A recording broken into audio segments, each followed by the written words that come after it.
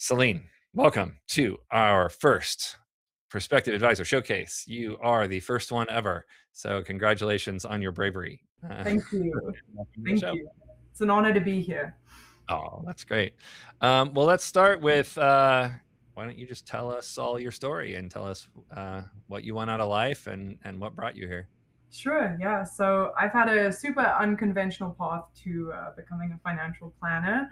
I'm from South Africa originally, and so I moved here when I was about 7 years old with just my immediate family. So growing up as an immigrant in the U.S. especially, it's just a world of opportunity. And so I was always a very high achieving student in high school. I thought I would go straight to a bachelor's, get my 4 years, maybe get a master's. There was really no other path. And then, of course, COVID stopped me in my tracks, like it did all of us.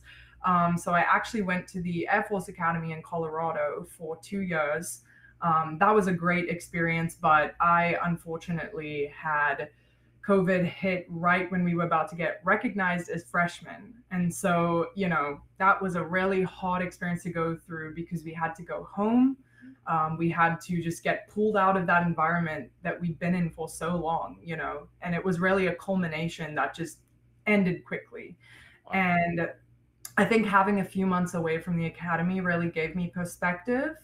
And I realized I was not cut out for the military. It was not something that I wanted to pursue in terms of giving up my autonomy. I have so many friends who still serve, and I'm grateful to call them my friends, and they're doing incredible things. But for me, it wasn't my path. And I'm glad that I got that awakening, because that's at least one good thing that came out of COVID for me, was stopping myself in my tracks very early on and asking, is this what I really want? And so I went back to trade school actually, and I was like, well, I thought I was maybe going to become a pilot. I was a aerospace engineering student, and so I decided to just stick with planes, what I know. And so I got my A&P license, which is the airframe and power plant license, and it's the license required for a lot of mechanics to do work on airplanes. And so currently I'm full-time as an aircraft mechanic. And in a similar way, it kind of felt like a means to an end. I knew it wasn't really exactly what I wanted to do for the rest of my life. So I knew it would provide me stable income. And so I pursued it. My schooling was paid for by the state. And so I barely paid anything for my school, which was great. But here I am in my field full time, realizing, okay, well, what am I going to do now? Because like I said, means to an end. And I want to make sure that anything that I pursue from here on out is something I actually could see myself doing for decades. Because it's definitely tough when you feel like you're trying and it's not sticking. You're trying something, it's not sticking. And for the first time in a very, very long time, I found something that felt like it could stick. And so here I am back in school. I'm finishing up my bachelor's at Southern New Hampshire University, and I should be finished by June 2027. I'm still working full time, so I'm a full-time student, full-time worker. It's not the easiest to balance that, but I'm definitely thankful that I'm able to be in the position where I am moving forward towards my goals to becoming a financial planner. That's great. What a fascinating story. Yeah. One of my partners at my firm was from South Africa. No way. We're everywhere. Yeah. The diaspora is true. Yeah. So that's really exciting. So so you're still working on being an airplane mechanic at the moment. That has got to be kind of stressful. It is, yeah. It's something that I think the soft skills from that industry are super, super transferable to the financial planning industry, because we're working with super safety sensitive, time sensitive projects that customers have an expectation for. And so it's pretty stressful, like you said, from time to time. But it definitely puts things into perspective of like, I'm showing up to work and I actually have to be on top of my game and do a good job, because if there's one bolt on an engine that I forget to torque, that can be catastrophic. And Yeah, no, so absolutely. that high Very. risk, a high safety environment, I think definitely, at least working in that environment, is translatable to this field. Oh, yeah, absolutely. I always said, give me a theater kid because I know they'll show up on time and they'll be ready to do something, even if they're not ready, they're going on, you know. Right. And I think in what you're doing, it has a very similar kind of mentality. Like, well, it's Yeah, got to get done, and we can't make it be wrong, absolutely. ever. Right? Yes. That quality control is probably about one of the most important things. Yeah, I have a good friend absolutely. who was a seamstress at SpaceX making spacesuits, and she said it was the most anxiety producing job she could ever have because every time you're putting one little piece together, you're Yeah, like, this fails, I killed somebody, and that's a lot. I don't yeah, there's nothing I do in life that someone might die, yeah, period. Like nothing, maybe driving around, you know what I mean? But no, I mean, it's like nothing in my professional life could result in someone's death, and yes. it's a much more relaxing kind of environment that I imagine you're in. Yes, I always tell people you can, pull your car over to the side of the road most of the time. You cannot pull your plane over on a cloud. So, yeah, Not effectively, for yeah, sure. for So sure. why what landed you in the financial planning path? Because Yeah, it's not an obvious jump. no, no, it isn't. And so that story is also, pretty interesting. Financial planning for me, it started as a hobby, personal finance. When I was at the Air Force Academy, as a military cadet, you have USAA, you have all these different companies in your inbox like, hey, here's a credit card, super low rate. Please get this credit card. And too many of my friends I know that jumped straight into brand new cars, and high credit card debt. And I fell prey to a lot of those gimmicks basically.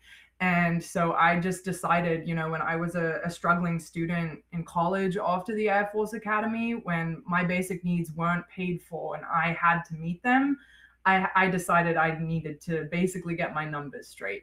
And so, I built this entire financial planning summary with monthly cash flows and goal planning and all of those things. And you could not peel me away from the screen. I just wanted to do that all day. It probably Sure. became borderline unhealthy at one point.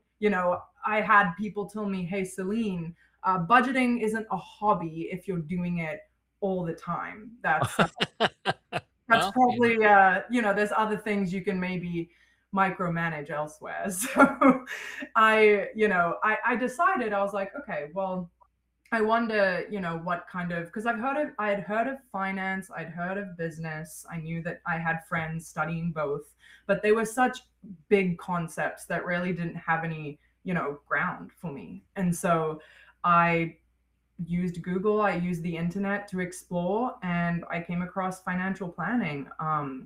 And seeing the CFP especially, I was like, okay, well, I'm familiar with big certificates and big licenses. My A&P, I had to take 15 tests to get certified. And wow. so it wasn't a slight little test that I passed once. So seeing that commitment and the experience hours required and all of that, I realized it would be a huge commitment. So Mhm. naturally, having just come through a big licensure, I kind of took a step back and I explored some other things. I dipped my toes in software development, data analytics, all fields that are pretty relevant to financial planning, in terms of the tools that you use. So I still learned a lot. I got some experience with like SQL, MongoDB, a lot of those sorts of categorizing and ordering tools. But I just decided I couldn't see myself doing these things long term. I didn't want to just sit in front of a computer working with numbers all day.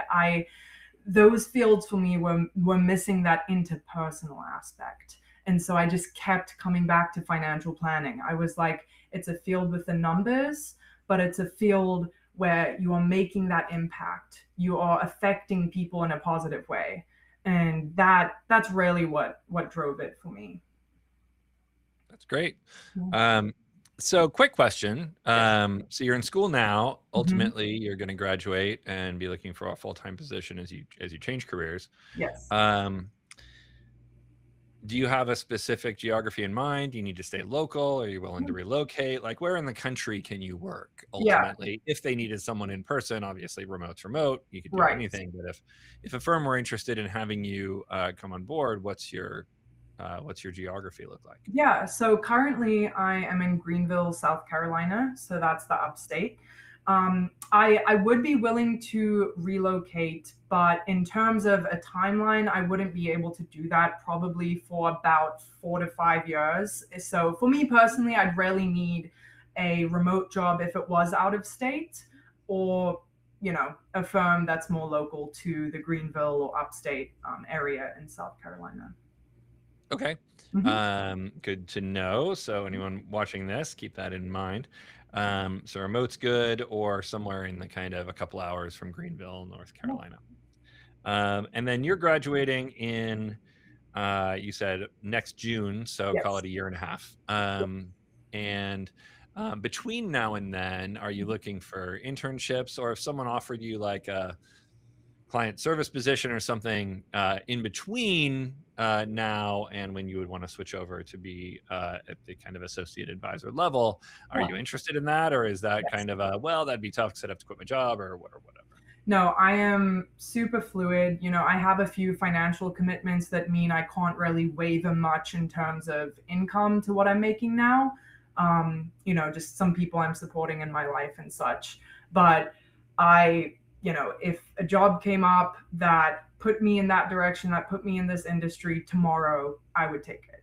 Great. I'm, you know, I'm forward moving and I'd like to continue that path. That's fantastic. Yeah. I do want to call out to we have about 10 people watching us live on YouTube and probably some more on LinkedIn. Feel free to drop any questions into the chat and we'll make sure that Celine answers them if they're appropriate questions and are good. So what was my next question here? Any other things you're thinking about that you want to mention before I jump in and throw you off with a bunch of other weird questions? Yeah. I I really want to know if you've heard of the CFT, the Certified Financial Therapy Certification. Are you familiar with it?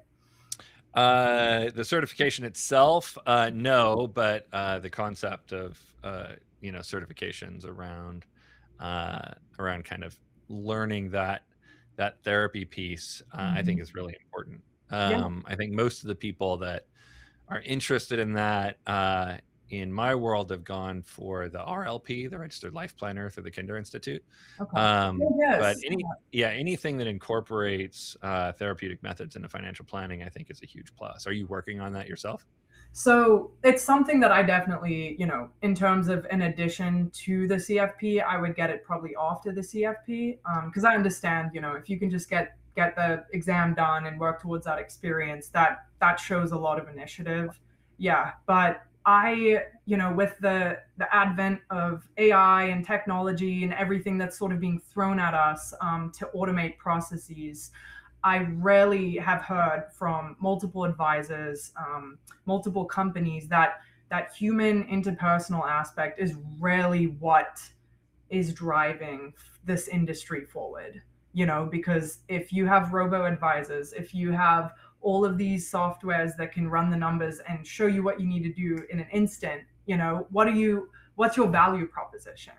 And so that's just something I think about all the time when I'm laying in bed at night wondering about the industry. Yeah, no, it's Yeah. really important. I think, as I think you correctly surmised, the idea of being a number cruncher and having a successful practice is a little outdated. Back in the old days, 20 years ago or whatever, yeah, sure, you could be, you know, help Yeah. someone get some investments and they'd pay you a good amount for that. But the knowledge now is just so prevalent. Everybody Mhm. knows everything. Yeah. And some of these things are solved problems that Right. we can no longer try and help people with because, like, oh, just do that and it'll be fine. Yes. And whatever that is can be done with probably the click of 5 buttons and it's Mhm. done. But they don't, just like me, and the reason I hire an advisor, it isn't because I don't know what to do. it's because I don't do those things. Yes. I know what I'm supposed to do, but I don't know, but I can't make myself do it all the time on a regular basis. And I just The want someone, accountability portion of it too. Yeah, big time, absolutely. right? Or just delegate. I just want someone to do it for me. Like, I don't want to, I don't want to think about it. Just make it happen. Like, go Yeah. use your magic fingers. Yeah. Um, so, but that ability to kind of think behaviorally about your clients and help them through stuff is really important. So, Yeah. any of those I think are really great. I like the RLP. I haven't looked at the CFT, but I think it sounds cool. Yeah. Or just do lots of, go see your own therapist a lot, Yeah. Right. and they will and learn Yeah. how that stuff works. You can, or go get your MFT for that matter, Mhm. and really dive in and become a Yeah. real financial therapist. I think all those things are really important. Yeah. I agree. Tell me a little bit about, as you look forward and imagine yourself as a, fully qualified CFP, and you're out there in the world helping people. Who are the people you want to help most? Like, who's your ideal client? Who are those people that, where does your heart lie in terms of the people you help? Yeah, so in terms of that, very heavily, I keep coming back to the LGBT community, LGBT professionals, but I rarely, in terms of a, pro bono work, I also have a heart for helping those people that this industry completely leaves behind most of the time. Honestly, just from a business development point of view, it's not profitable to help these people. And so, yeah, I really just have a passion for helping the people that get left behind. Yeah. I love where your heart is. I think that's fantastic. Um, what about what are some of the areas of financial planning that you've really, um, but you're most fascinated by, and Yeah. which parts are you like, ugh? For me, for example, like trusts and annuities and Mhm. insurance and kind of the safety stuff you do. Yeah. For me, I got, that just bored me. I always brought someone else in. Yeah. How to increase income and business management, and how to take your, kind of expand your opportunity set, for me was always the most exciting. Yeah. So what about for you? What are Yeah. those areas that you're like, "Ooh, let me play with that"? Yeah. Yeah. So I will say, I have been fascinated by the technicalities of like federal taxation and those sorts of things. And the technical aspect will always interest me. But again, from that interpersonal point of view, I love the idea of someone coming in like, hey, I've saved, I've done everything right, I've put money in my 401k, I've put money in my Roth. I don't know why I'm doing it. I I've just been told by these random podcasters to do it, but I want some direction and I want to figure out what is the why behind my money. And so figuring that out with people, like what are your goals? Which countries do you want to travel to? Do you want a nice home, a second home in the mountains? Like all of these super specific things that basically give people a reason to save money and to be profitable in the first place. I want to unlock that for people. Like that just sounds like, I don't know, it sounds like an incredible opportunity to really get to work with people on that personal level in terms of their financial goals. Amazing. Do you find that you are already a bunch of people's de facto financial planner because everyone just comes to you for money advice because they just can't stop themselves? Yep. I had a friend texting me today about his money, and he was like, you've been such a good influence. I've lowered my spending, and I feel like I've done all these little things to help improve. And I'm just like, that's free. I'm not even getting paid for that, but the satisfaction from just like, wow, I said some things and they took it to heart and they thought it was important and they made it happen. Like that's so satisfying for me at the end of the day. Yeah, I was. It's amazing when you talk to financial advisors, young, old, experienced, new, and you ask, like, before you were a financial advisor, were you really a financial advisor? And almost all of them are like, yep, I just can't stop myself, so I figured I'd do it all the time anyway, right? So I think um, that is fantastic. Yeah. Um, as you think about your um, uh, the way you operate in the world. Now I know your current job is very um, you have to be very careful, right? You have to be very diligent. That would be very difficult for me. I am not a diligent and careful person. I'm a very fast moving person. Yes. Go uh, I go 100 miles an hour. I'm very Yeah. fast start. I see what needs to be done, and by the time anyone else notices, I've already fixed it or I messed it up, and then everyone's mad at me. But it's done Right. before anyone notices. So I'm fast but less prudent, Hmm. as opposed to prudent and fast, not fast. Where do you fall in that spectrum? Like, Yes. if it was get an answer fast or get the right answer, even though it takes a little longer, or where do you kind of fall naturally on that divide? Obviously, we all have to meet the needs of our job or whatever, but like, where do you tend to lie?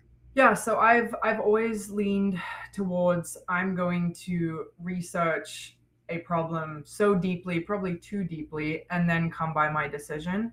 I am not an impulsive person when it comes to just deciding to do something. Right? It took me a year and a half to come to settling on starting the program for financial planning. I actually, my business class, I had to take some like personality tests and those sorts of things, which I love a metric, right? As most financial planners do. But I fall towards, from a leadership perspective, I also fall towards the democratic style of leadership. I want input from other people, and that's reflected in how I've approached this process of landing in this industry. I've connected with people on LinkedIn. I've chatted probably collectively over 20 to 25 hours with CFPs, just one on one. I've been so amazed at how willing people are to talk in this industry. There's a black box in so many industries about secrets and how to get in and who to know and what to do, and people in this industry, they just want to share the good news, right? Absolutely. So It's I very yeah, unique to this industry. I'm amazed at how much people share, yes. um, especially with people new to the industry. But Yeah. sometimes just, you're referring clients to your friends, they're referring them to you. It's Yeah, just, I've already done it's, that. Yep. yeah, it's so collaborative here in our space, especially on the RAA side of the Yes. business. It's amazing. And I lean towards that side for sure. Sure. Mhm. With all the people I've spoken with, I've had I've had some incredible conversations on both sides of the spectrum. Smaller RIAs, more working with BDs and focusing on insurance and that side of things. And I just keep coming back to the smaller fee only RIAs because they they seem to rarely be doing it for the reasons that I am doing it. And when you Yep. talk about the parallel missions and the parallel visions of like what this field is about, that's where my heart seems to lie. So, Love it. I love it. So we'll kind of close out. We got a couple minutes left, but I want to yeah, close out by just hearing more about who you are outside of work and learning. I think you had mentioned casually to me before we got on that you make music, but what else in your life, or talk about that, or anything else in your life that defines kind of who you are in your yeah, identity? Like, for sure. music is such an amazing crossover into financial planning, actually. Yeah. A huge number of musicians end up becoming financial planners.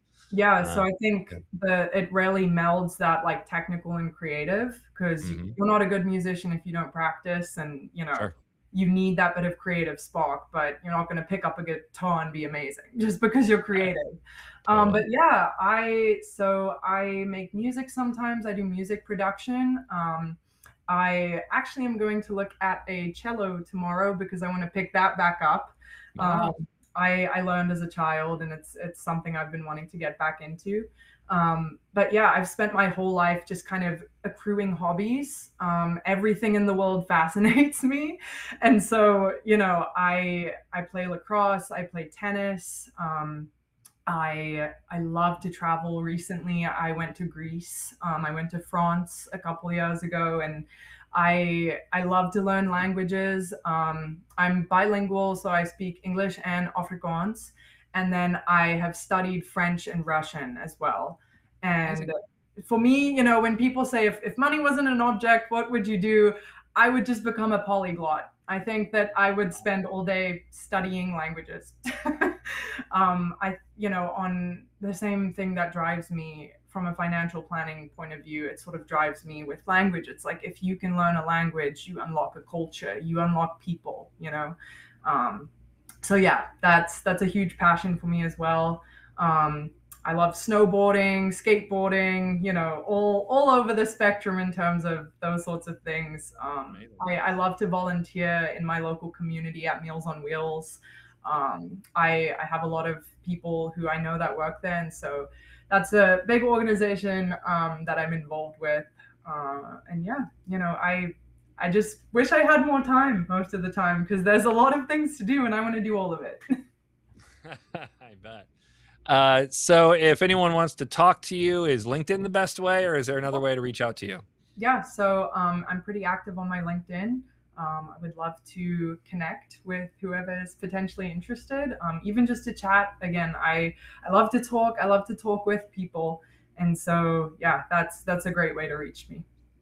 All right, love that. And in our final couple minutes, uh, who are some of your like dream firms out there that if you could work for, that you would be like, okay, I don't care what it is, I'm doing it. Yeah. I think recently I chatted with Modern Family Financial or Modern Mm. Family Finance. They, Aw. yeah, they had. I saw that you interviewed Jenny, so that's awesome. Jenny's one of my Yeah, favorites. Yeah, yeah. she's I chatted with so good. Lisa actually the other day. So that was so awesome. Um, and then, God, there's just so many. Anyone who's working with like LGBT professionals, tech professionals are pretty interesting to me as well, because that's obviously such a huge industry.